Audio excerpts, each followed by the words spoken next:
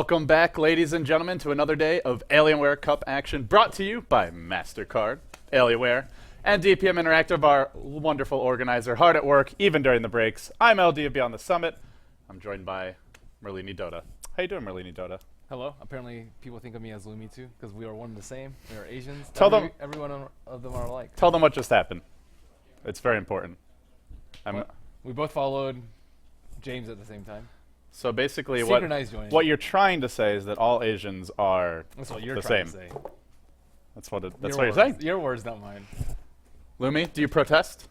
So what we try to do is appear to be the same. Appear? See, obviously we're not the same. He doesn't have the wire in front right now. Yeah. There you go. We're actually like secret ninjas, and You're not too conspicuous for a ninja. because I'm wearing purple, Yeah. but I go a like purple ninja? bam, and I fade into the night. Wow. No Johns, by the way. Well, no Jones, but lots of Davids. Lots of That's for Davids. sure. That's where's your Camp David shirt? I brought it yesterday. Yeah. Maybe tomorrow I'll get a new one. I have several Camp You have Davids. several Camp Davids. Yeah. All right. It's a thing. Okay. Anyways, I want to hijack this segment for a moment. Actually, not hijacking. It's relevant to the tournament. But our organizer, DPM, made me a pretty graph. Can you see it on screen? So it starts here. It doesn't matter if you can see it. I'm going to explain it. This is what happens with the drawings if LGDint wins, which Okay. is what people think won't happen. But if LGDint wins, we'll see DK playing versus Orange. by the way, this is next level production value here at BT. Yes. Okay. And we'll see IG playing versus LGDint. The reason is because the drawings are normally, the way the brackets go is they try always to match up The people groups. from different groups in Yeah. the group stage. And DK is from group A, and Orange is from group B. IG is from group B, LGDint is from group A. So what we try to basically do is make sure that you guys see more different matchups. Exactly. So when it matches up like that, we want to have Group A teams play versus Group B right, teams. because those are matchups that you didn't see in the group stage. Mm-hmm. On the other hand, if Tongfu wins, there is a draw. It has two And sides. a panda, apparently. The Panda's going to do the draw. The panda is going to do a draw. Right. We're going to see who matches Orange and who matches Tongfu. Okay. Well, that's pretty much it. That's what will happen. So basically what you're trying to say is it depends. And you got to wait and see who wins this next coming up matchup. And then we might need to do the matchup. If for some reason you hate drawings, draws, not drawings. If you hate drawings, you will not like the panda. But you can't hate this panda. Right. It's very simplistic and pretty. But if you hate draws, you will be cheering for LGD International because that will mean no draw. If you want to see some live Draw. hand on paper action, I want to see some hand on paper action. Getting me you hot and better bothered. cheer for Tongfu. Okay, I'm cheering for Tongfu. Well, that's it. That sounded way too sexual. Well, hand on paper. Hot. How does your imagination go there? I don't with know. How does hand- your imagination go to make that sexual? I just said hand on paper action. I don't know. All right, so we have another best of three coming up. It's going to be Tongfu versus LGDN. Loser of this finishes tied for 7th or 8th place. I think all of us agree that Tongfu are definitely the favorites going into that match. Right. If you're LGDN, what do you need to do to shut down Tongfu? What is your game plan? I think they need to try and do a lot of aggression like they did yesterday, and if it doesn't work out, just play safe and farm like most of the Asian teams do. But I think the early aggression may be able to throw Tongfu off their game a little bit. They've been playing very solidly though. I don't really know what the best game plan is versus Tongfu. Should they bust out the dual roam jungle? Should we see a Shadow Demon Chen? What do you guys think? I think that it's been seen enough and it's been used by other teams to the point that Tongfu can prepare enough for it. For something like the Wisp Nature's Prophet core that they ran, I believe, 3 times yesterday. And they were, I think they first and second picked it. Yeah, Oh, they it was first and it was second it might have been twice. Does anyone remember? Yeah. 3 times in a row.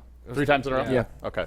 So I a think lot. that if they use that, I mean, sure they used it 3 times yesterday, but has Tongfu actually played against it, and do they know how to play against it? I think that they can get enough of an early game lead just by the sheer surprise and difference of the strat. I mean, if I'm Tongfu, I just ban Wisp. yeah, that's true. They Beat didn't me even without ban, Wisp. They didn't even ban Wisp against Navi though. Yeah. Which is the team that you need to Yeah, ban Wisp too. exactly. Well, So- but now they've been roasted, right? Maybe They've they're been just burnt like, once by the no, fire. only Navi can pull this off. Yeah. LGD will not be able to. Maybe. Wait, I missed just for a second there. You were talking about Shadow Demon Chen on LGDint. Yeah, do they go back to the dual roam? They've moved away from it. I think we've seen it maybe once or twice, but you know why? mostly We abandoned were it. actually doing some discussion with Lumi before going for the Mag Nuggets, and we were talking about LGDint in I love how you particular. say that. But the Mac Nuggets. It's before and after in my life. But yeah, we were discussing about LGDint, and we came to a conclusion. Okay. Do you know why LGDint does so much dual roam with their supports? Because they get bored easily? Because their laners are weak. No, wait for it. Because misery loves company. That could have been worse. That wasn't what I was expecting. Okay, I want to see LGDint. Wouldn't that make him want to do like a tri lane though? Because then he's always has company. More company. 2 is enough. 2 is company. To his company. He has all the neutrals also accompanying him in the Yeah. jungle.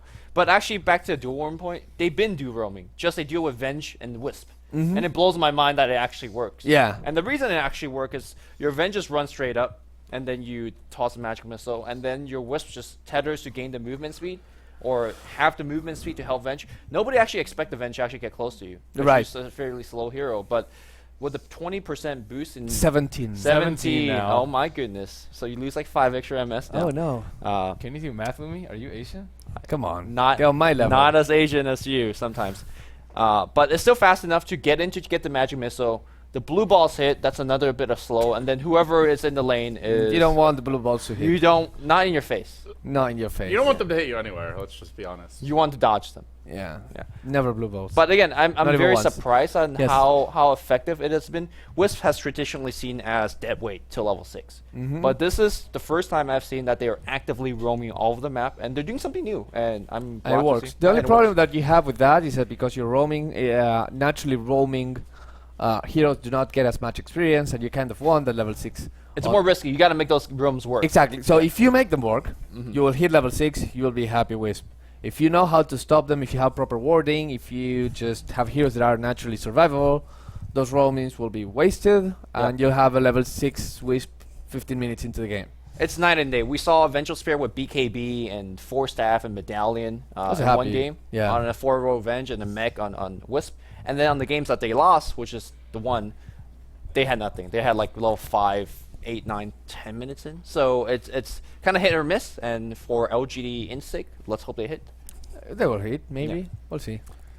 I don't know if they have any tricks up their sleeve if Tongfu just straight up banned out Wisp. Tongfu banned out Wisp in games 1 and 2 versus Navi and didn't ban it out in game 3, and it was just a complete roll fest. But what happens if it's just banned all 3 Well, that was games, or game 2 where they banned it out, I believe.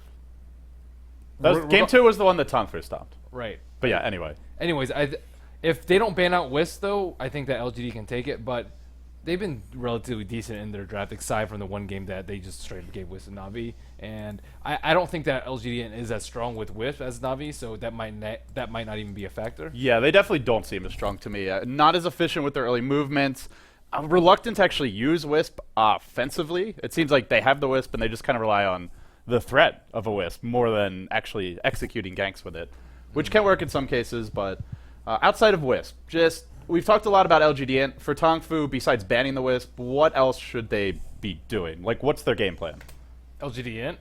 No, for Tongfu. Tongfu? I mean, they can just play their game. They are fairly consistent and good at the strategies that they do run, which is just sometimes they run Dragonite mid, but usually just 4 protect 1, play passive. Not necessarily reactionary Dota, but just waiting for the enemies to make mistakes. And I think LGD.int will probably make many. Remind me if I'm wrong, didn't Tongfu went offensive Trilin versus Navi? I know IG did Yes, twice. Tongfu did as well. Tongfu did as well. Yep. I kind of like they that. don't aggressive tri-lane very often. They're But one of the Chinese teams that do. I don't think they did particularly bad with that. I mean, they won game 2 and they won game 1 with the offensive side. It's just game 3 when they were completely out of the game. But I think that I'm not sure Chinese teams are prepared to deal with the aggressions, and that includes LGD International because they're not Chinese, but they're playing against them. They're playing relatively Chinese-esque Dota. Exactly. If that makes sense. Is it Chinese kosher for you? Do you approve of the Chinesity of LGD? They are like Chinese with good-looking hair, which Okay. is like You know. Wow. Whoa. Like Korean, basically. That's what you're saying. Yeah. Yeah. But they're really Chinese when it comes to base push because they never do base push. Okay. Yeah. Okay, so the game is loading in. It looks like we're probably going to start fairly soon. Let's introduce the teams and talk a little bit more about the individual players. On the side of Tongfu, you've got your one position, who, I don't know about his haircut. That is very Chinese hair to me. How? Very reliable, safe carry. I don't think he's the most explosive, but he gets the job done. Workmanlike. Workmanlike. He does the job. This is the flashy guy. This is potentially your all-star for this team. Mu, his Night Stalker, is legendary in the Chinese scene, and of course just a snowball carry mid, but can also play those initiators, things like the Magnus, the Dragon Knight, which I know Bruno is not a fan of. He kind of looks like he's becoming a zombie, but whatever.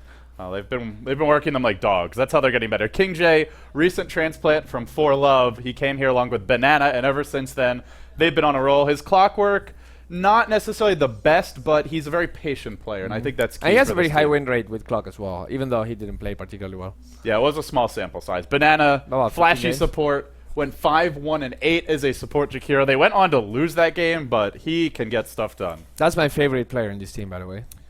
Not playing orange, so He comes from no room He-Man. for fruit jokes. He comes from a place called He-Man. I swear I read He-Man. That's Apparently. on the Masters of the Universe. Anyway. Sangsheng, he's your 5-position player. Yep. I know a few people believe he's sort of the weak link on this team, Mm-hmm. but he's still a pretty solid player. He does. Well-rounded team for Tongfu. They've done some unusual things with their lanes at times, not particularly creative. I don't think they have one area they excel at. They are just sort of that prototypical well-rounded team. I have to give them at least one more point in supports because I really like Banana. And I think that's where Sangsheng maybe drags the exactly, ranking down a yeah. bit. Sunshine probably a very weak support, but Banana, guy to look at. Impressive. Well, that's Tongfu and their opponents. They'll be LGD International, Pycat. Now that's a haircut. He's your one-position player. Maybe we'll see that pocket lycanthrope, something they turn to against IG in Game 3 of their G League Season 2 Grand Final Showdown.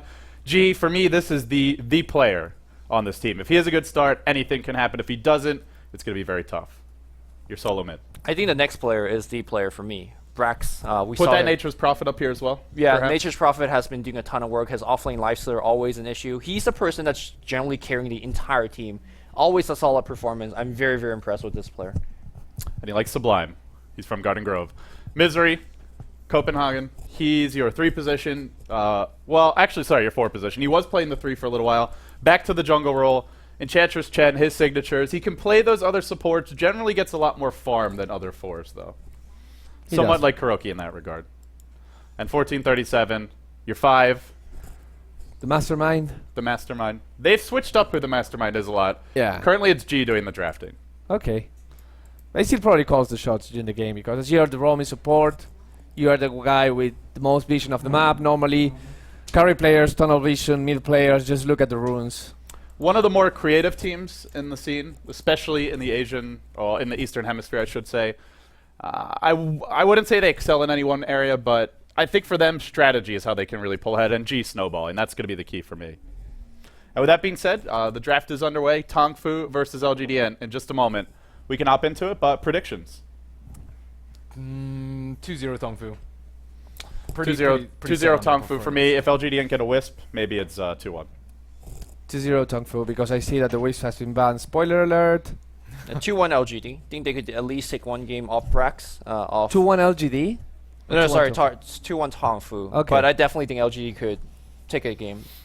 Yeah. And with that being said, let's hop into it, Merlini. It's game 1 of this best of 3, LGD International versus Tongfu. Loser goes home, winner moves on, and will play either IG or DK in the next round. It's going to be a tough matchup for both teams, and that next round matchup not looking any easier, but for me, the big thing is this Shadow Demon Anti-Mage combo. LGD have 0 stuns right now, and they've just given away a very hard to deal with late game Yeah, lineup. that is super scary. They try to ban out heroes that were somewhat counter to lifestealer in lane, which is the Weaver and the Razor, but they forgot about Anti-Mage. You can't forget about that. You can't give one of the top-tier Asian teams Shadow Demon Anti-Mage in your first and third picks.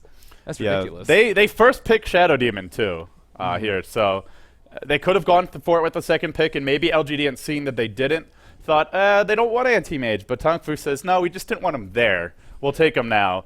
Great initiation with the Nyx Assassin, fantastic defensive support with Shadow Demon, and this is where LGDint would love to get a Storm, but unfortunately it's banned. One of G's signature heroes, perfect combo hero with the lifesteal, and also a pair that's so mobile that they can just blow up the Shadow Demon in fights. What is G going to play? That's my big question in this game. We've seen him on a solo mid lifestealer before. It's worked out well. Generally, they only run it to counter melee solo mids. Either that or it'll be a Brax lifestealer. But with Darkseer picked up, maybe it's a G lifestealer mid. And then my big question is, how does G get in and out of the fights? Because right now, there's not really that great vehicle. No Storm. I would like to see a puck for him. I don't know if he plays puck, but I think it would work very well into the lineup. Silence to try and shut down Anti-Mage before Manta style. They don't really have any too good disables for him. He can usually phase shift and impale, and I think he's a decent solo mid, good escape potential. I would like to see that, but again, I don't know if that's the right hero for him. And if you're Tongfu here, Shadow Demon Nyx, these can be your two supports, part of a tri-lane. Anti-Mage can also 1v1 against Darkseer. We've seen that before, so if they do send Darkseer off lane, I'd anticipate Tongfu might look to give a 1v1 to Hao and run an aggressive tri-lane. So, well, it'll depend how they want to run it, but the one thing they do need for sure is a solo mid. Who's on your brain for Tongfu? I think that they may need some anti-push. I think LGD could try and sneak in a lone druid here somewhere, or perhaps an enchantress, and put a lot of pressure early. Tongfu doesn't actually have very good anti-push right now, so again, I think a puck would work well with a Lucerio for spam, perhaps a Windrunner. He's decent for Life Stealer and decent anti-push. I think that kind of lineup would work well. Again, they need to play safe, and in case they do lose an early game and LGDint tries to threaten with a lot of tower pushes, they need some sort of backup plan while Anti-Mage farms. A delay tactic. Tinker would work well too, but I don't think that's their style. They don't need to pick it up now anyways. Yeah, if they want to tinker, they can last pick that. I don't think LGDint will be expecting that at all. LGDint, they've selected the Sand King, good initiating stun later on in the game, and they get some crucial lockdown. Probably going to be Misery's hero, unless they go for the jungler. If they get an Enchantress, maybe it's a 5-position Sand King, but right now, looks like a 4-position one potentially, in which case it's kind of a 3.5 position. They normally do give Misery high farm priority, so maybe he gets an early blink, but right now I just don't see that initiation. That's still something LGDN desperately needs, be it a puck, be it, I think a puck's the main one. And Tongfu, they'll go Turtle, they'll go late game, Magnus, Anti-Mage, 1 RP to rule them all combo. If they get this off, good luck to LGDN. I wish them all the best, but it's going to be tough. They'll have to do well at the early to mid game. If LGDint is not ahead in kills and towers by the 15-20 minute mark, and Anti-Mage gets his Battle Fury anytime before 20 minutes, I think it'll just be straight up good game for LGDint. If they can delay that, and then just let Anti-Mage do his thing, split push, farm with Empower, and just tank them down with massive amounts of items, Battle Fury, Manta, Heart, and Butterfly, and then you have the RP to fall back on, it's going to be absolutely ridiculous. And the Shadow Demon on top of that. I like this pick a lot. Puck, a hero really that can beat Magnus 1v1 mid, can gank the Anti-Mage mid game, a bit vulnerable to Nyx ganks if there's not detection, but gives the Lifestealer a vehicle as well. It now puts the Lifestealer possibly even into Pycat's hands. It could be a 1-position Lifestealer here, a mid puck, an off-lane Darkseer, and then the only question is who will be that final support. Rubik is in the pool, and against Magnus, if they don't want to go for the Enchantress jungle, I think Rubik's the next best option. Rubik would be excellent. But again, they could try and force out a lot early game with maybe a Shadow Shaman pick that we saw last game. That would be awesome. But again, their lineup isn't really push centric though. It's just really aggressive, and they have a lot of disables, a lot of damage for Tongfu's lineup. As the draft nears its conclusion, I'd love to hear from Bruno and Lumi. How do you guys feel about the draft so far? You know, it sometimes reminds me of the last game that we saw, the Orange Zenith game. We kind of saw something similar in the terms of we also saw Anti-Mage and Magnus. Magnus was in an unfavorable position. He went for the offlane, didn't work so well. Anti-Mage solo safe versus Darkseer. If the lanes pan out to be kind of similar to what happened last game, it will all be about the supports. The reason why Orange won that because Net was very on point. Next team, they were rotating very well. They were doing what they have to do. And Tongfu has the support to roam and do some damage as well. If they decide to line differently, though, this time I think it's going to be Magnus in the mid lane. We'll see what happens. Yeah, it seems like they're going to do some sort of kind of a dual off-lane support, that kind of stuff, with Enchantress in the jungle, ST, Nyx Assassin on off. I was very sure that Tongfu was going to pick Clockwork here. I felt like that would kind of round out their lane a little bit better. Yeah. Could be an Nyx mid still. Yeah, it definitely can. I just felt like they were basically foregoing any sort of team fight. Unless you land that RP, I mean, against a vacuum wall mech epicenter puck, Yeah. Like, you're not winning any team fight. And that's an issue when you're trying to turtle and get your anti-mage big enough. Well, if you have an Enchantress, you can get a couple early towers just to give your anti-mage the boost that he needs early game, and then you can just play split push with him, while the other 4, while not the best at team fights, they can defend decently. Well, Merlini, it sounds Tongfu maybe a bit lacking the team fight department, going for the Enchantress. They do have RP. Obviously, if they hit that, that is huge team fight. Nyx can be surprisingly powerful in those engagements, but he does need a bit of levels, and he doesn't do anything against Lifestealer if Rage is out. So a lot is on King J's shoulders, and King J playing this Magnus means it's probably going to be an offlane mag. He normally is the 3 position for this team. Yeah, that's a little bit scary for them, but mid Nyx Assassin will hopefully be able to stem the aggression from LGDint. They went with a very aggressive last support hero. They could have gone with the safer Rubik or the safer Twin-Headed Dragon. I believe both of those were still available, but with Crystal Maiden, you can tell they want to shut down the Anti-Mage early, or at least in the first 10 minutes of the game. Delay his Battle Fury, try and keep with aggression, take down those T1s, and I think they definitely have the lineup for that. Yeah, they could even aggressive tri-lane this if they wanted to. Crystal Maiden, Sand King, Darkseer, great initiation with the Crystal Maiden. Darkseer tri-lane could push the lane, make it hard for how to last hit, and then that gives you a Lifestealer versus Magnus 1v1 safe lane, a matchup that the Lifestealer should prevail in. The mid lane, Puck versus Nyx. Well, Puck's going to be annoyed by being against Nyx, but Monoburn did get nerfed, not quite as strong as it used to be. A patch or 2 ago, I believe it was. So anyway, we'll see how the lanes develop, but right now we'll introduce LGD International. They're on the ropes. It's game 1 of this best of 3. Whoever loses this will be going home. Tongfu are as well. Pycat on the Lifestealer, Brax on the Darkseer, G, or God Kill Them All playing the Puck, 1437 on the Sand King, and in the capable hands of Misery will be that Crystal Maiden. And on the side of Tongfu playing Dire this game, we have King J on the Magnus. Looks like, I'm not exactly sure if he's soloing whatever lane. And then we have Mu, most likely solo mid with a triple branch and tango build. Sansheng on the support support Shadow Demon, sorry. We have Banana on the roaming Enchantress, and looks like Hao will actually be soloing the off lane. He's been pulled 2 sets of regen. Are they anticipating that aggressive tri-lane and the safe lane Lifestealer? Because I would say Anti-Mage actually does pretty well against Lifestealer. Yeah, it doesn't. He's never gonna kill you. And you can mono burn him, then he can't really even rage open wounds at a certain point. It looks to me like Tongfu is trying to get a 1v1 for this Anti-Mage. Right. I think it's actually a good idea for them to sacrifice the Magnus. His level of farm and items is not that important. If he dies a couple of times, that's perfectly okay, but the trade-off is really good for them, which is Mu getting a lot of farm and experience. He needs that fast level 6 ASAP, and then Hao having a relatively undisturbed lane up top, or down bottom rather. So if these 2 supports on LGDint are forced to constantly stay there and put out the pressure on the Magnus, that will work very well for Tongfu. Even if they're behind a couple kills, it'll still work out for them. So it now develops into a safe lane Darkseer. It won't be the Lifestealer there. The Lifestealer is going to be a part of an aggressive tri-lane. So both teams will end up, whether intentionally or not, avoiding the opposing tri-lane. And that means, well, it means Anti-Mage will get a lot of farm. It means Lifestealer will as well. King J, pretty vulnerable to being killed off in this lane. Maybe not at level 1, but definitely at level 2. Brax could be the same issue for him as well. A lot of it comes down to the Enchantress and what Creeps Banana is able to get.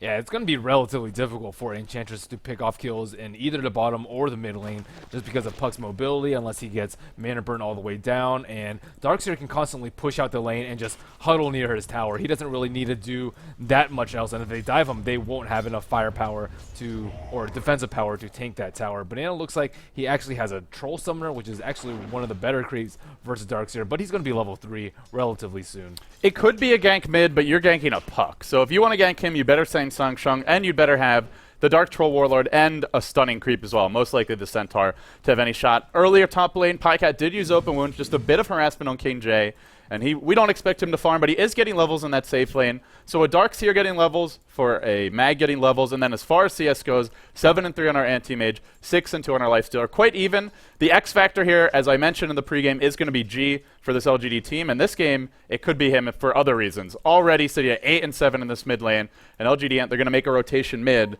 There is a Dire Observer ward right here But Oh, they're going to pick off the chicken. Oh, no. Oh, he looks like he's actually microing it. Look at this. He's going a little bit down. He didn't just press the F button and hope it gets to him safely. Bottom lane, they're also diving Brax. It's a merry-go-round. Ring around the Rosie. In comes Hal. Brax could be in trouble here. Banana's going to have a slow. Surge cooling down. It's got 5 seconds to go, and there is a disruption. He'll have to head towards the river. He gets disrupted now. They look for the surround. There's your soul catcher as well. This could be first blood. It is.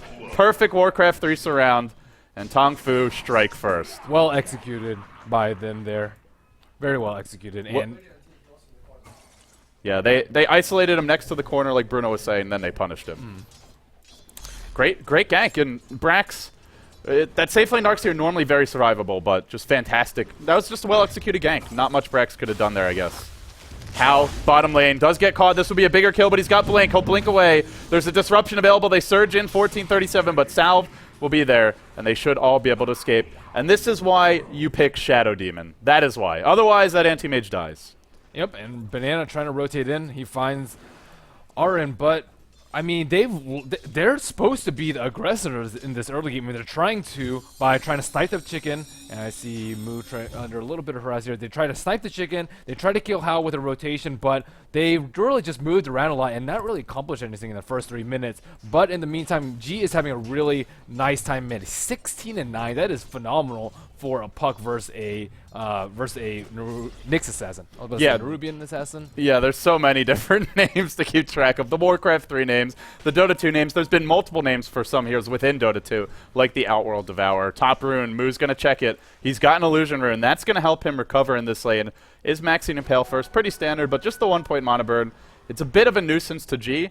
Like you said, G is dominating his lane, 20-10. The Lifestealer is also farming well. Pycat, 17-4. All is definitely not lost for LGD, but they're going to have to find some kills once this puck hits level 6, because otherwise Anti-Mage has so much defensive firepower to help keep him alive and sustain him while he continues to farm. And Hal, 18-6, off to a good start. And you have to consider the fact that the mana burn is not as annoying as it normally is, simply because of that arcane R. Looks like Moo will get another rune up top. Great phase shift. G has phase shift dodged at least a few stuns. Top lane, Pycat's going on King J. King J wants to skewer back. He doesn't want to bring Pycat with him, but he will. Now the rage is there. I don't think Pycat can find this kill. Get that oov, man.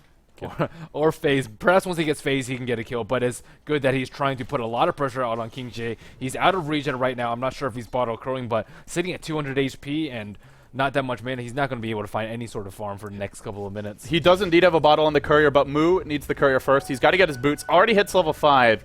And once he hits 6, he's the hero that can really start to open up some space for this Anti-Mage.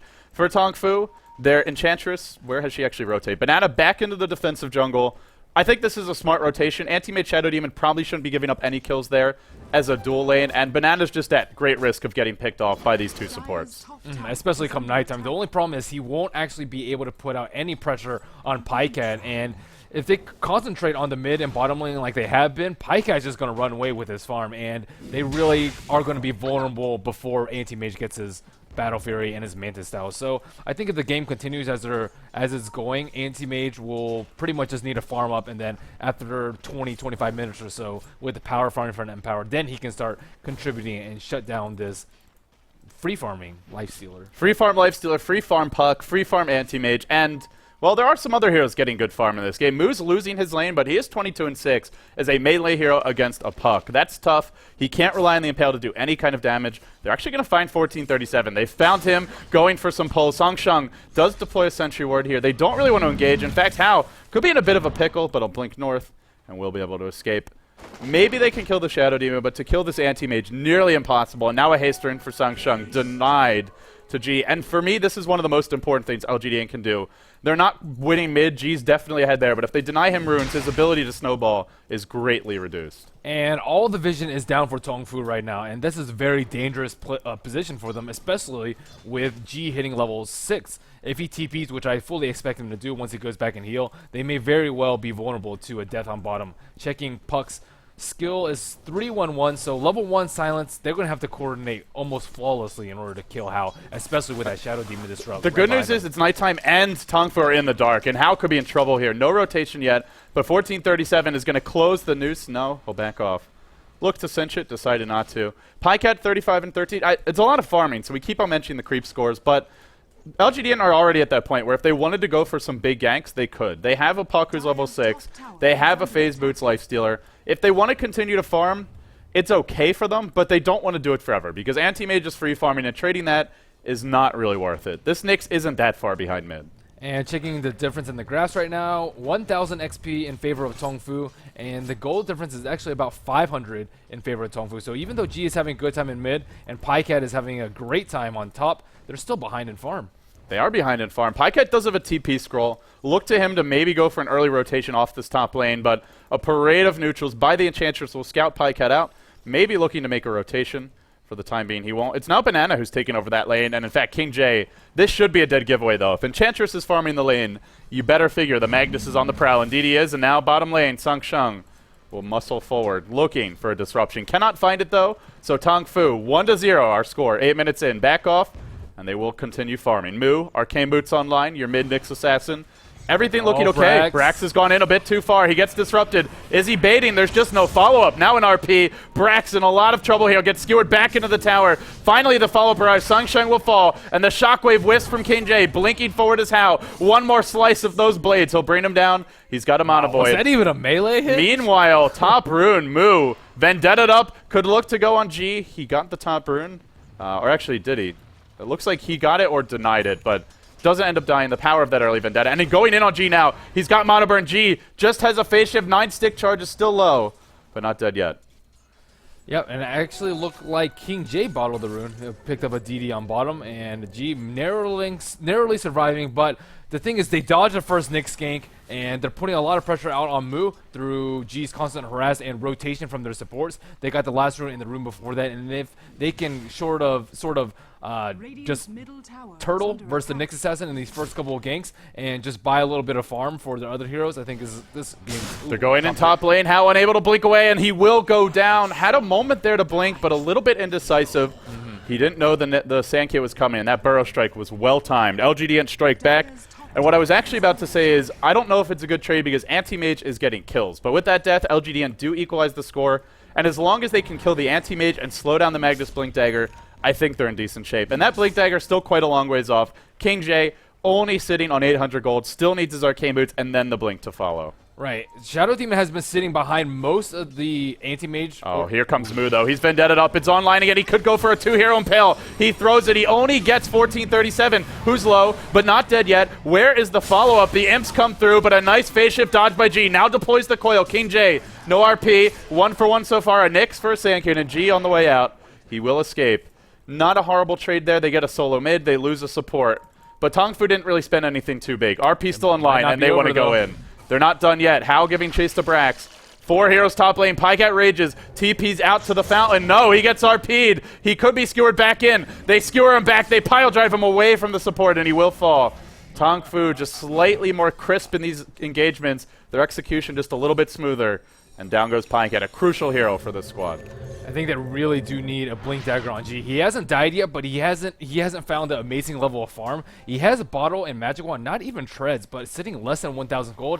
I thought he was off to a very good start, but this Blink Dagger is coming out much later than I expected. And now LGDint, they'll continue farming the enemy neutrals with Ion Shell and 1437. We now can take another look at the gold graph. It's about a 750 gold lead, 10.5 minutes in. A 1750 experience lead for Tongfu. They lead 4-3. And we approach that 11-minute mark. Bottom rune will be an illusion rune, and rotating down there will be Mu, your Nyx assassin. For me, he's been a big playmaker this game, only sitting at 0-1-1, but he forced 2 heroes to contest him. He's been able to set up kills for the Anti-Mage. At that top rune earlier, he was forced 2 to contest him, and now LGDN, simply because there's a Nyx on the map, they have to buy sentry wards. It's a tax that Tongfu, their supports, don't have to pay.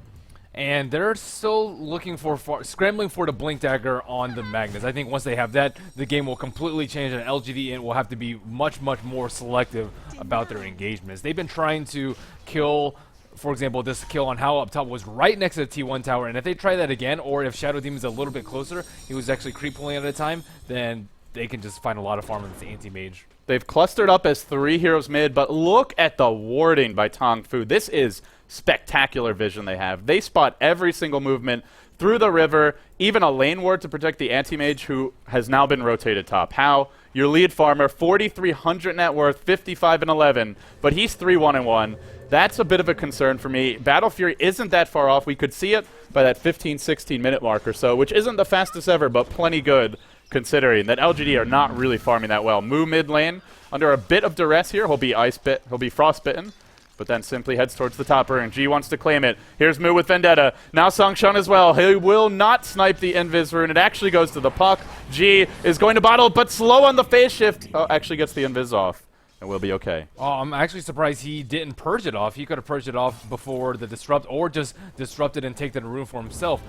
Regardless, it looks like G will get out of there alive. Yeah, I think just as I think he thought he could grab it first, tries to go for the disruption, but too late.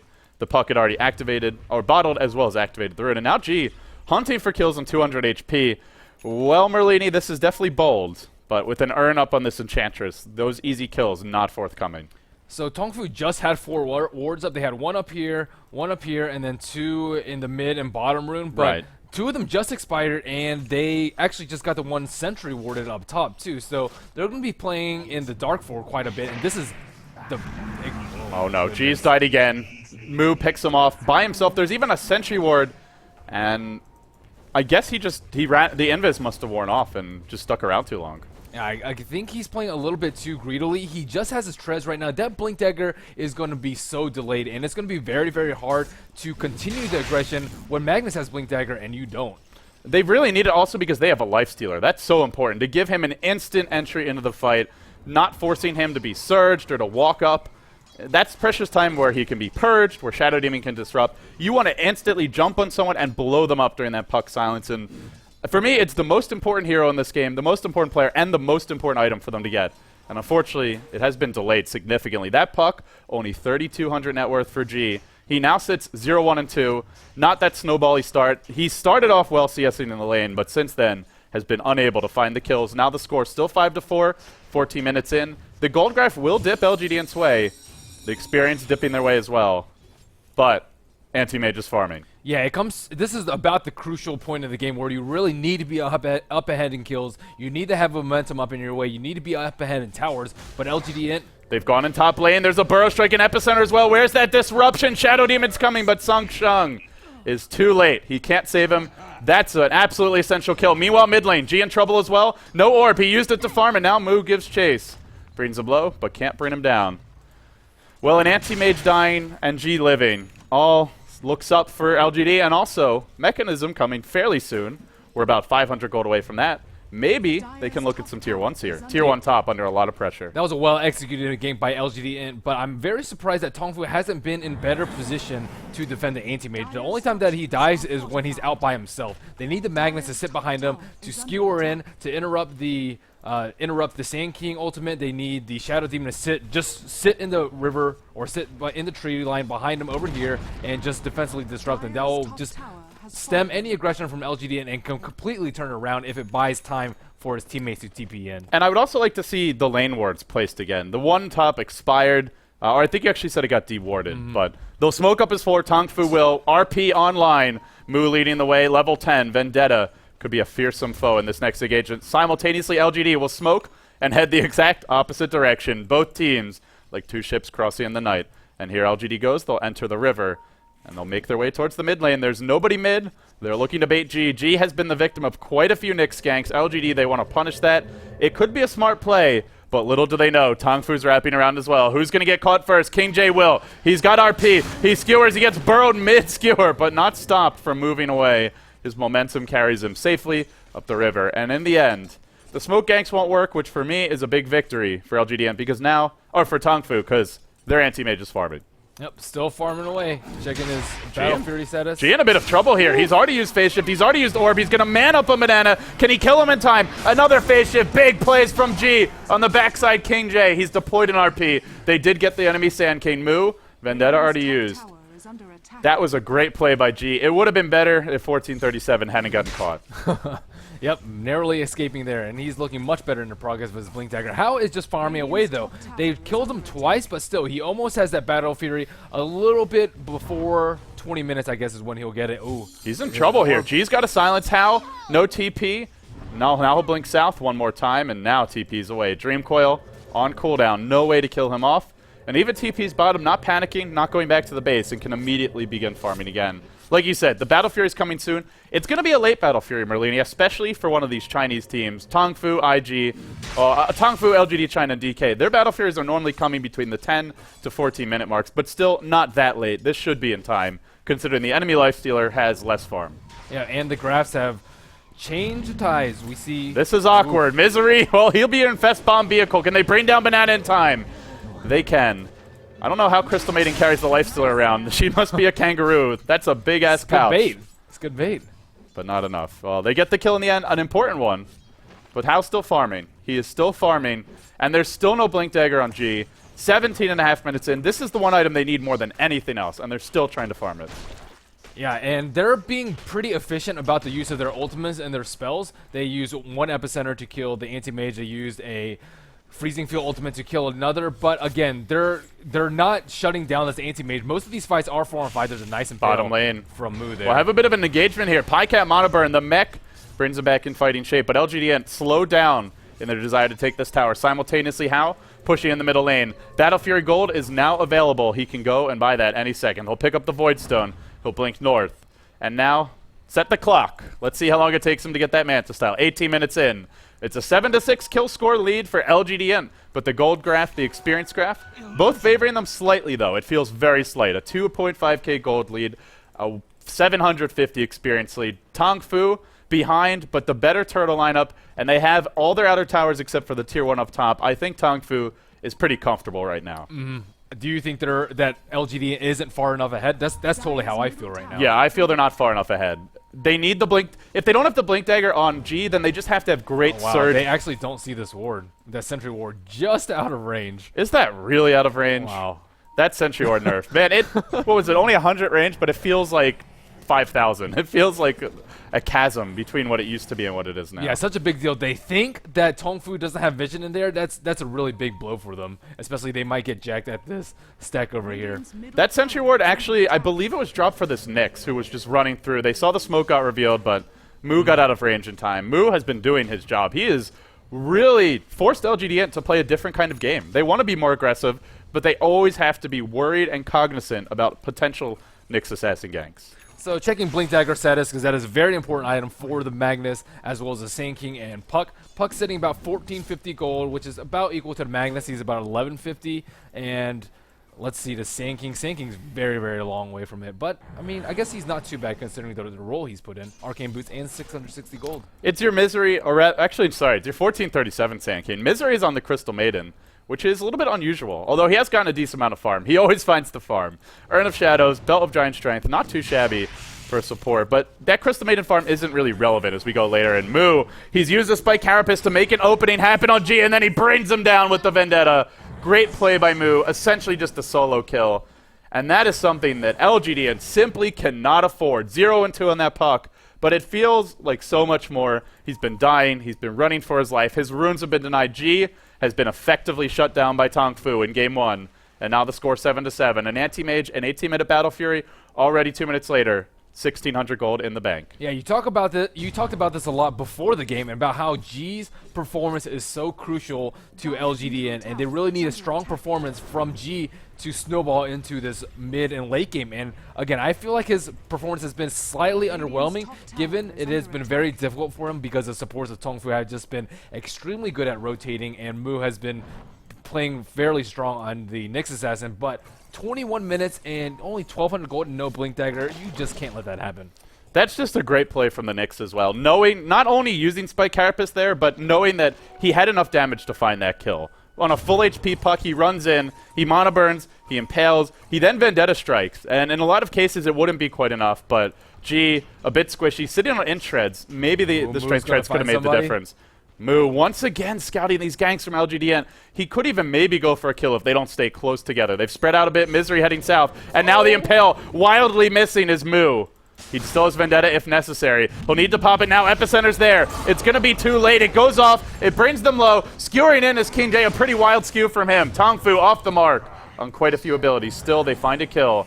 A Sand Cane for a solo mid. Nyx, not too bad of a trade for LGDint. They go in on Banana. Disruption is available, not choosing to use it, just letting this Enchantress tank Pycat while Tao looks to clean up on the backlines. There's your coil. G looking for a silence. He will deliver. King J has RP. Watch out. He catches only Brax. Not the best RP. The Anti-Mage to fall as well. LGDint are finding a way. Now Songshine on the run. Banana 2. Open wounds up. Heal cooling down. No way out from this Lifestealer. He'll take a fall as well. And G gets close to his Blink Dagger. 4 hit the deck. Now the score 11-8. LGDint. They are leading. The gold experience tipping their way as well. Great positioning by LGDint there, and great play by G there. He kept the Dream Coil on the Magnus, knowing that his Skiro was down, knowing that he didn't have a Blink Dagger, and then silencing just at that crucial point. I thought he had a 4-man RP there, but that silence by G and then the split and then the phase shift right as he RP'd, great play by him.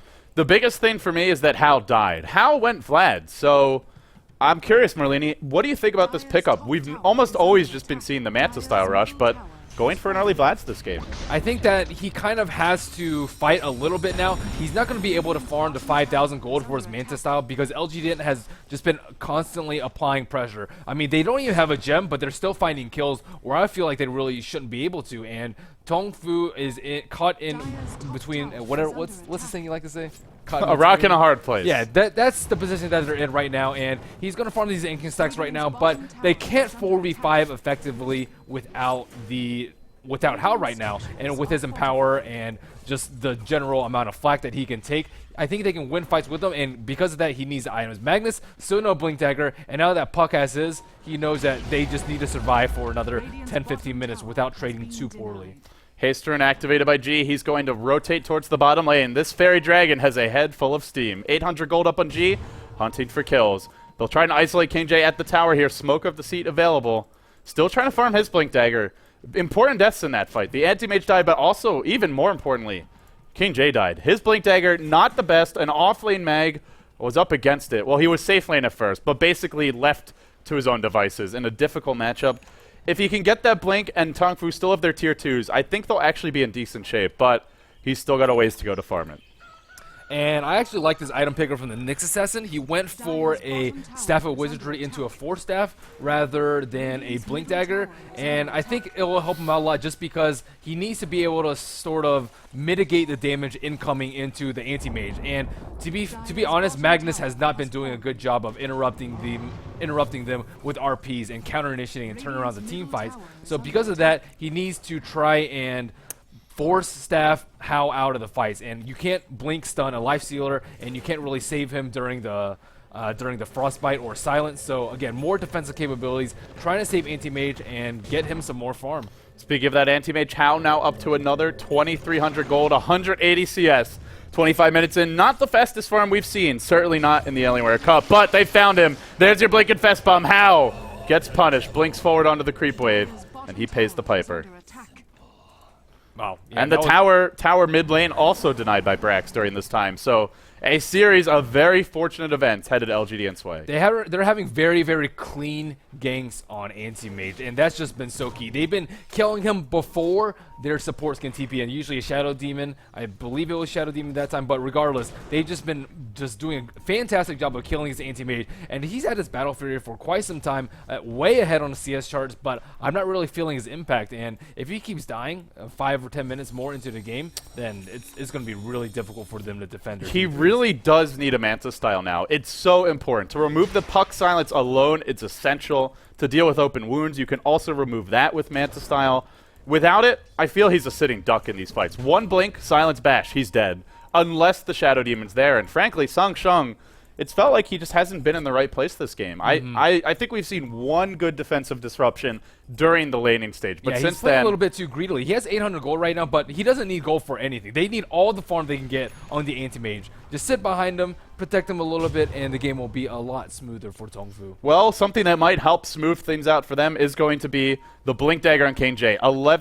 Level 11 now, 26 minutes in. This Magnus has picked one up. Our score still 12-8. LGDint rotating towards the bottom room. They have a gem on G too. And on the hunt. They could pick off Moo here, but that Force Staff may be enough to save they him. have a Sentry Ward here too. Oh, look at that anticipation. Even before they're spotted, he backs off. Moo, playing scared as well he should be. and simultaneously how he's going to give a bit of momentum to this top lane, pushing it in and possibly forcing rotation. Will we see a Blink Infest bomb towards the top lane? Not yet. They're still working bottom. Sand King has a Blink Dagger, picked it up a while ago. And LGD hoping that Tongfu come to defend this tier 2 bottom. But no such luck. Tongfu, they're going to push, and they're going to trade. And now with the Blink Dagger on a Sand King, that's huge for them, because if they initiate with G into an Infest Bomb and can counter RP, they can counter initiate with the RP, and that would be just so devastating to Tongfu. Would be absolutely huge for them. It'll come down a lot to the Shadow Demon there as well. If he's able to get a disruption off at the right moment, say when the Blink Silence comes from the puck, when the Lifestealer jumps in and bashes him, that could turn the tides too. You also get 2 extra Anti-Mages during that time, and it could be 5 a.m. very early on. I think we're actually past 5 a.m. here on the West Coast. But for the time being, LGD, they go back to farming. What's the next step for them, Merlini? What should they be doing now? I think they can take out the T2 tower and just sort of bait the RP and then just counter initiate with the Blink Dagger on the Sand King. I don't actually think they felt the impact of it, so I don't think they'll be prepared enough and split up enough for it, and they don't really have the items to counter it. I don't believe they have a mech yet, they don't have a pipe, and they don't have a Manta style and the Anti-Mage, so because of that, they're really too weak to take out team fights right now, but I don't think that doing what they're doing right now, farming up, is not the right choice, because as soon as Anti-Mage gets his Manta style, that's a completely different game. And how, the one great thing about an early Vlad is an early Roche, if you can sneak it. He's jumped into the pit. LGDN look completely unprepared for this. Hal's going to pull a fast one on them. The pings do come out. I believe that was Misery pinning the Roshan pit, but it's too late. Hal's going to get an Aegis. There is no contest in sight, and Tongfu now we're going to have a pretty sizable combat advantage. That's also going to bring Hal very close to a Manta style. Has gold for the ultimate orb, just needs the recipe. And for me, that's big trouble. Even once he gets a Manta style, I feel LGDN, they might have a very difficult time locking that him was down. just a huge tactical error by them. They had complete control of this area of the map. They had taken out the T2 tower, they had a gem, they took out the ward, but they still couldn't prevent the Roshan. And they really just need to do it themselves or take out the T2 so they can split Tongfu around the map and then take it for themselves. They found Sungshan. He was trying to farm the neutrals by himself. He gets caught, force staffed away. But it won't matter. Now Moo gets vacuumed in. Pycat goes to work. There's your Bash Lord. Summon him, Pycat says, and they will find another kill. 14-8 our score. LGDN strike back. They find 2.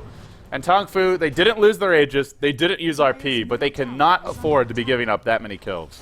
This is where Hal really needs to put pressure on the tower. I see the ping come out on bottom, and it will likely be a T2 for T2 trade. I definitely think they can turtle a little bit. If they try and push a T3, they can just spam shockwaves, maybe buy back on the next assassin, and LGD and will be forced to retreat. They have a payload inside the puck, but nope, no initiation. Like you said, G's packing a punch. He's got a Lifestealer inside him. And speaking of that Lifestealer, Pycat, your one position player for LGD, has managed to farm an Abyssal Blade. His net worth exceeding that of the Anti-Mage. 3-1 and 5. The 4 deaths on Hal really slowing him down. And they have a sheep on Darkseer. Wow. This is a big timing for LGD. Lumi talked a lot about how Brax has been, for him, the MVP of this team when they've been winning games. And to have a sheep, as well as a mech and a Soul Ring at 30 minutes in while participating in every single engagement, is pretty good, pretty damn good Darkseer play.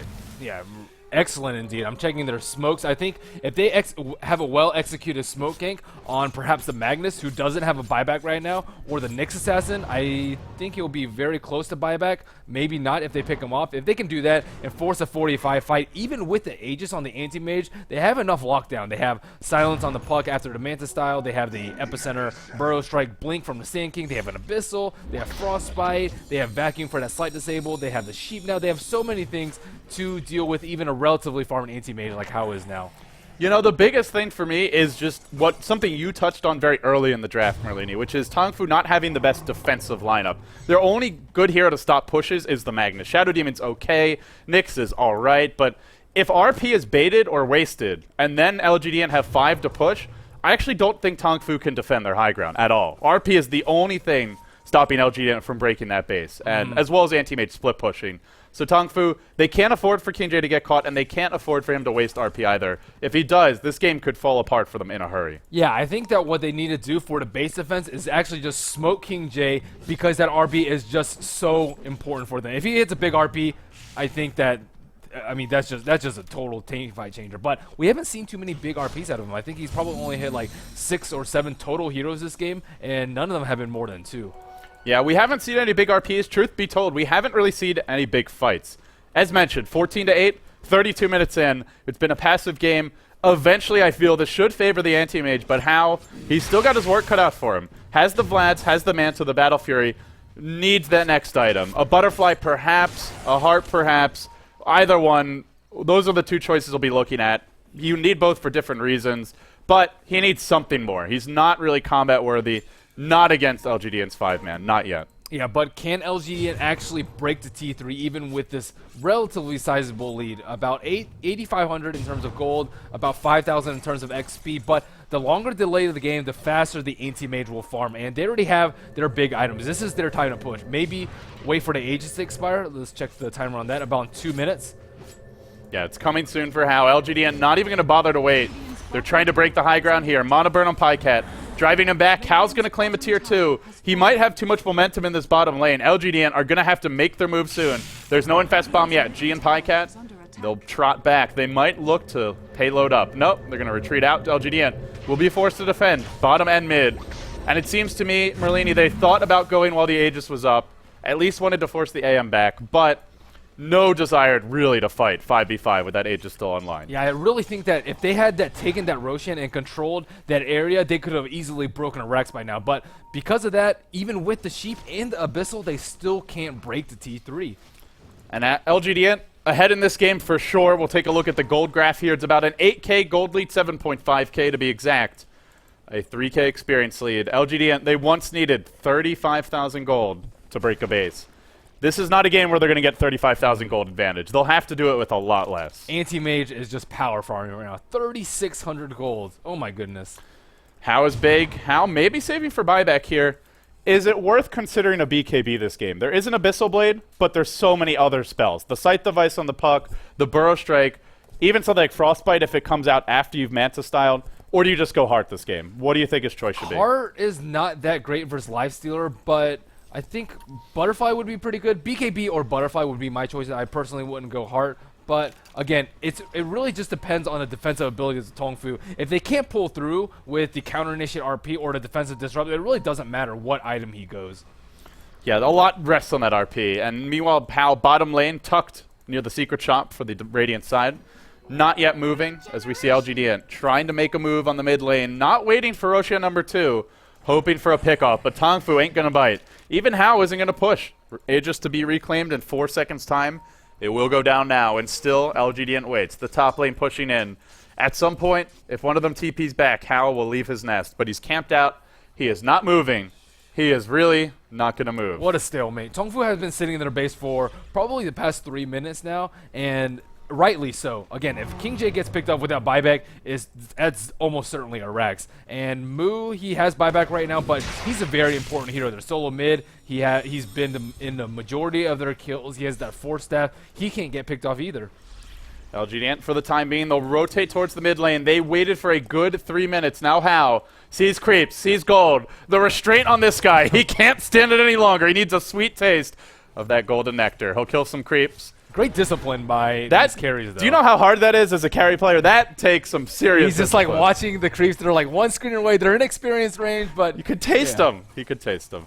But with an infest bomb possible, with one big concern is they have no vision. And as a result, Moo's hunting. He'll find Misery, but the big casualty of war will be King J. Caught out. Now skewers north. I don't know if he can actually escape here. LGDint maybe could have forced that. They had a drum charge. They had a drum charge. G. They needed a silence or the dream call. Either of them would have secured a kill on King J, forced a buyback, and if they kill him one more time, again, it's a Rex. But without G there, Magnus just gets away. They waste 5 heroes, or I guess 4 heroes without G, time to try and kill the Magnus, and How is just still farming away, pushing away on bottom. He just uses Manta images. They have the Glyph of Fortification, and this is probably the time for LGD to push. They don't have any Aegis anymore on the side of Tongfu. Misery has placed a crucial observer ward. King J has been spotted. BKB is out on the Anti-Mage. The Illusion's pushing in the bottom lane, and LGDint will retreat out. But this time, you got to figure they'll try and prepare for this Roshan. Let's see if they drop any observer wards. They are doing a bit of dewarding G, scouting the high ground here. Misery, no observer wards on him. And actually, I'm looking at their vision right now, Merlini. They don't know what's happening at Roche once these heroes leave this area. That is very scary for them. Well, they have one observer ward here, but this Anti-Mage doesn't have to walk by that. He can blink in the pit, so LGDint very much playing in the dark. And if they give up this next Roshan, I really do fear for them. This must be so annoying for LGD. They have the site, they have the Abyssal, but they can't find any kills with it. And they're really just getting split pushed to death by this Anti-Mage, just being a constant nuisance on bottom lane and on top lane too. Now I hear a Nake's bomb. They have the smoke, and this is really the perfect time to do it. It's a decent time to do it. Of course, bottom lane's pushing in. It's well past the river. Top lane heroes have been spotted, and LGDint will look to retreat out. Tongfu say, let's group in the trees. We're going to hide here together, and we'll stand and we'll fight as men. Just kidding. They'll TP away. Stand and TP together as men. As men, though. That's the key. And They'll retreat out. How up to 18 oh, points. Banana. The smoke popped. They know. They know he's there. The smoke Why popped. is he not TPing? Okay. Well, Banana is donezo.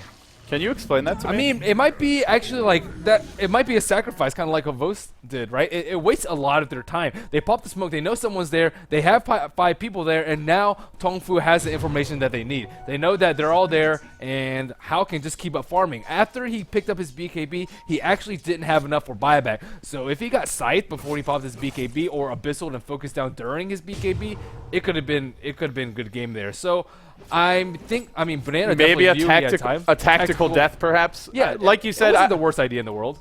at the same time, I feel if he TPs out, their smoke's going to be revealed. Like, you knew they were in your jungle. That's why they're all off the map. It was pretty obvious they were smoke ganking, and then you could just go do it anyway. But hey, next level tactics. And Next Tongfu, level. the big thing for them would maybe be if they could get some great observer. Oh, if wards. they did that when Roshan was up, that would have been disgusting. Yeah, but I don't think LGD is smoke ganking top when Roshan's up. That would be rather questionable. And how? Getting close to that next item. Oh wow, another scythe on LGD. This has to be it. 2 Scythe device, your Blink Dagger on Sand King, level 11. Oh, There's Abyssal really to nothing mid. else you need. Mid lane, they've gone in on Moo. He's going to get caught. King J as well. The 2 key initiators for Tongfu are going to melt. And that's right as Roshan respawns. What an awful time to die. Buyback on both. There is no Dream Coil. The Scythe device cooling down now for the puck. Or sorry, not and for they the can Dark just Seer. take out Roshan right now. That was just such. They did buy back. Tongfu want to fight this. Yeah. Well, They'll smoke. They'll try. If they die, if they lose this engagement, that could be GG. How?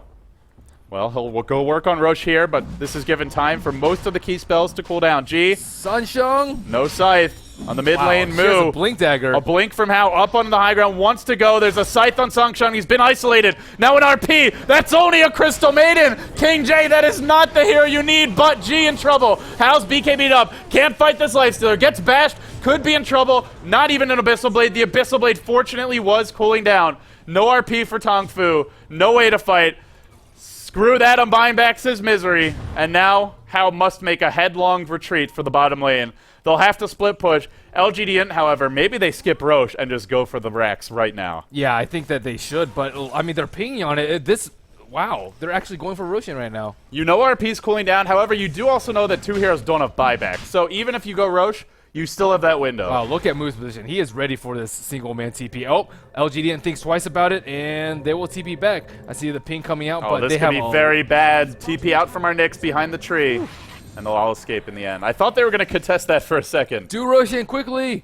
They have the timing for it. LGDN is ready for this one, though. They don't have a ward up there right now, but now they knew how important that last Roshan was, and they don't have buybacks on 2 of the main heroes on Tongfu. If they force a fight right now and pick them off, things are looking very hairy. But they have so many items right now. Yeah. They almost have a heart on Lifestealer, too. Brax has a Blink Dagger, and I believe that's how they got that initial pick mid with the Blink Scythe. And on Crystal Maiden, too. 4 of their heroes have Blink Dagger.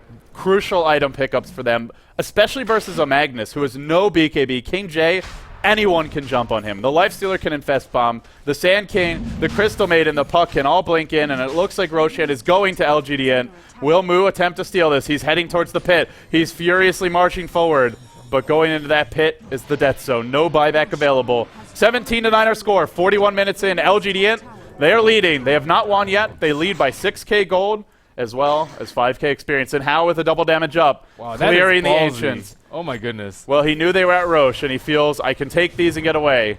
And he will barely get away. They have so many instant disables for him, though. He really can't be caught out right now, and it's very easy for him to be able to. They have Blink Scythe from the Puck, they have Blink Scythe from the Darkseer, they have Abyssal Blade, they have a Blink Stun on the Sand King. He has to play extremely, extremely careful if they want to win this game. Hao might have a net worth of 22k, but you compare what he can do in a fight to what this Lifestealer can do, and I'm just not sure it's quite the same impact. He's gone for a lot of utility items. The Vlads, the BKB, that's about 6k gold into items that help you survive in a fight, don't help you kill stuff faster. And that's a concern for me. I feel Tongfu now start to lack a lot in terms of burst damage. How are they going to burst down a Lifestealer with 3k HP, Merlini? How are they going to burst down a Puck with Phase Shift, with Blink Dagger? If they don't instantly kill her, she's getting away. And then even the Darkseer for Brax. 1600 really gold. on King J to hit a big RP. He's got to hit a big RP. Last fight was an RP on a Crystal freaking Maiden. King J, you're a legend, but legends never die, they say. We'll have to find out, because that was not a legendary RP.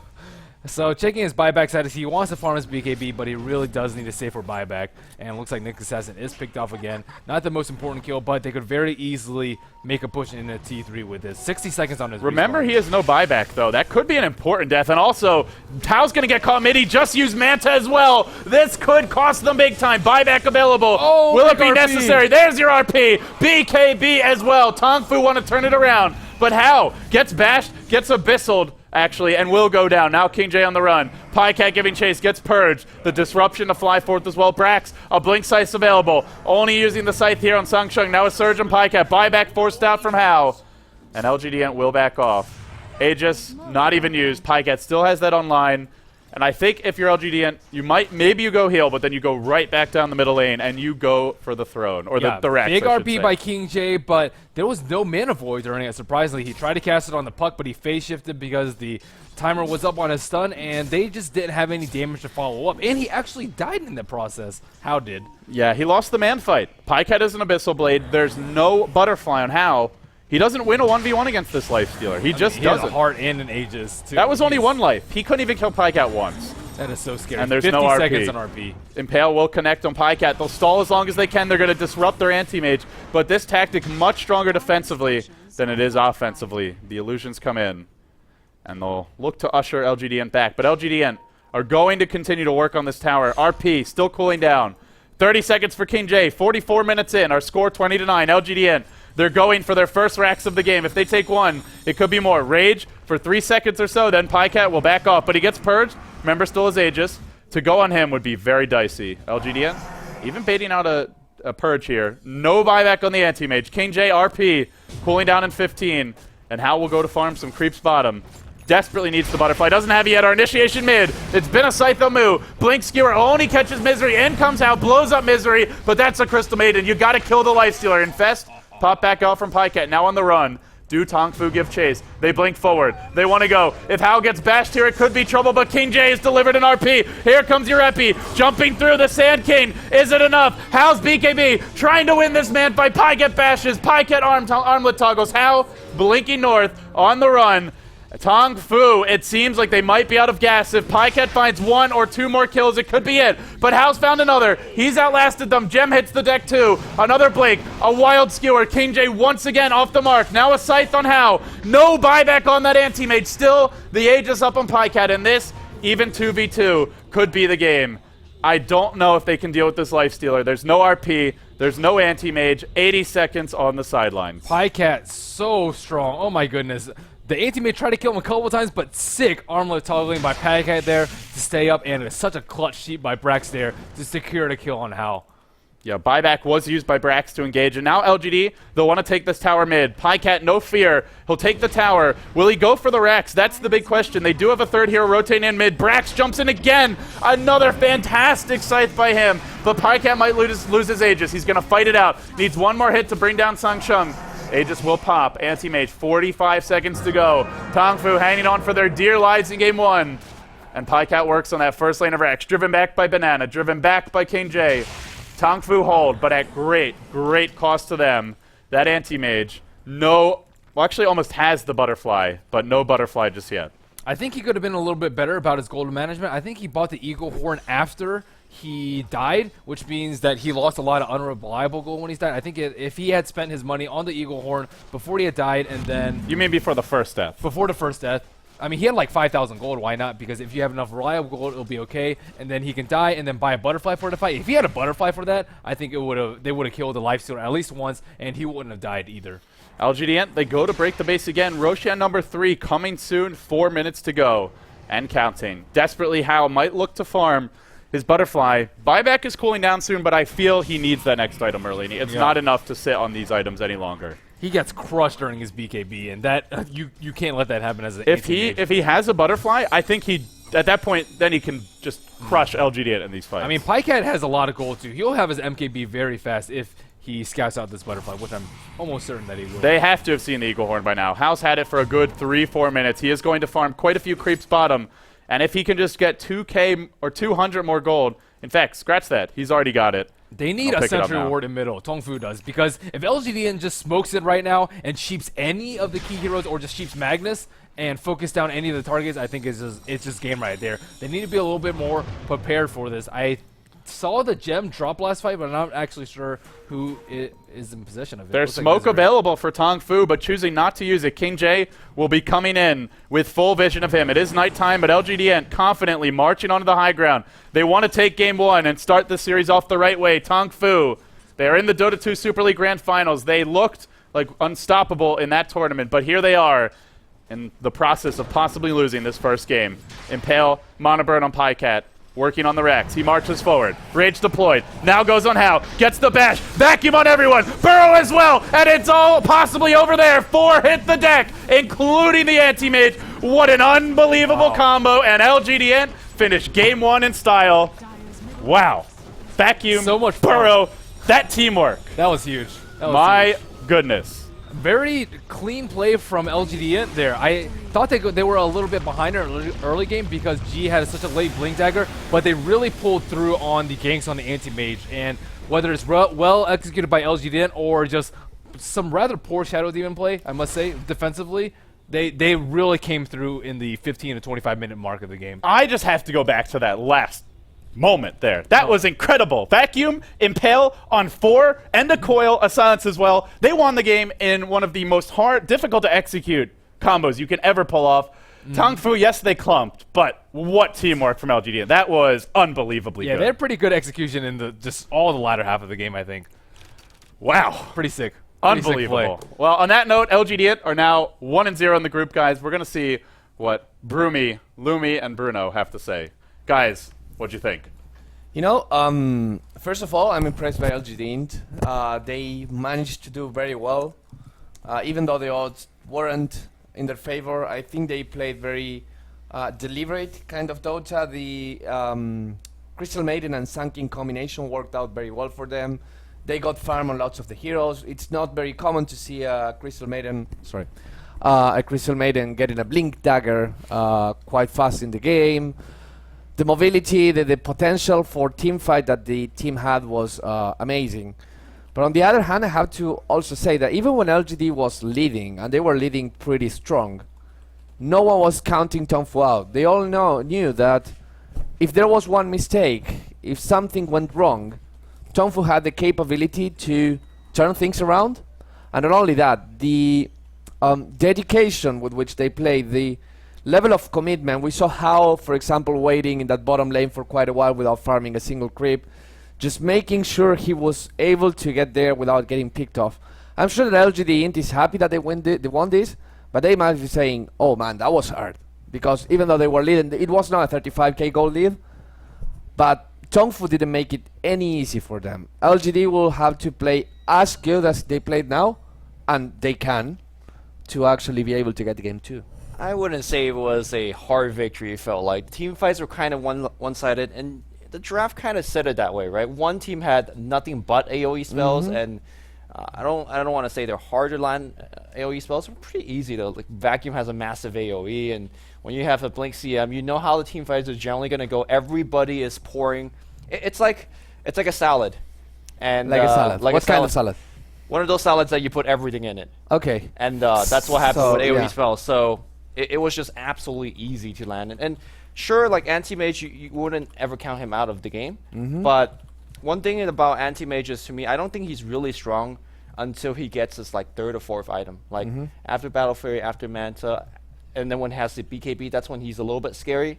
And then after the item afterwards, and then he had a butterfly. After right? that. That's when he gets. Well, he had that. Yeah, I know. But team fights, everybody else dying, it doesn't matter, right? If the team fights would have gone in Tongfu's favor, And the thing is that when you have the RP, you still say you're only counting on that RP. But it can happen. Yeah. The RP actually landed on 4. The thing is that it was too late. The epicenter was there in the end last fight. The vacuum wall were there. I mean, it's really hard to fight against that. But then again, the split push from the Anti-Mage. Anti-Mage destroyed all tier 2 towers just by himself, by split pushing, being very clever about it. Rarely got picked off. I want to see more of Mu. I was a little bit disappointed by the questionable decisions on going Nyx. Yeah, cables. They're crazy. Questionable decisions on his Vendetta ganks once LGD had the gem.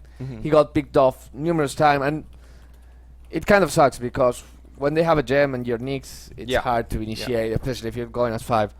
But I want to see more of that guy because he certainly can deliver more than he showed in game 1. Yeah, I just did not like how they draft. I just say they need a clock, they need more AoE. It just kind of happened throughout the team fight. When your Anti-Mage is taking down all the tier 2 tower by himself, that means you're never on the offense grouping pushing as a team. It was hard to push against a ton of AoE when you had none of it. So I want them to get more kind of initiator heroes, kind of heroes that give them a chance to play both on the offense and defense. But when you play on the Anti-Mage draft, that's kind of how most you want initiators, like kind of a in-your-face kind of hero. Well, yeah, Magnus is a fine initiator. Okay. Not to say that he's a bad one. How about the Spirit Cow? The Spirit Cow, the Super Cow? Yes. I don't think they. It's a good initiator. Right, but Tongfu, I don't think they even know that hero exists for now. So. Is that in CM? Wow. Yeah, they don't know. Someone should show them. They don't know. But I think you could definitely remedy that from the draft. But Tongfu would definitely play well, and I would not count them out in the series. I think all of us are counting them to win the entire series as well, right? Yeah. I'm not so sure after that game. I felt like they just they got outplayed in that game. I don't think Tongfu lost the game. I think LGD won the game. Especially Tongfu made some mistakes, but in that last fight, LGD, that was an incredible fight. RPs were just nowhere to be found. He had he had solo RPs on the Rage, but I felt like they had really good spreads though. I mean, there was not very many moments where they're clumped up. The one time they were mid, he caught 3. I mean, he was a safe lane farmer though. He has to either get a faster blink or contribute more to team fights. Yeah, and but neither of those happened. That's a tough matchup. First a tri lane, and then up against a lifestealer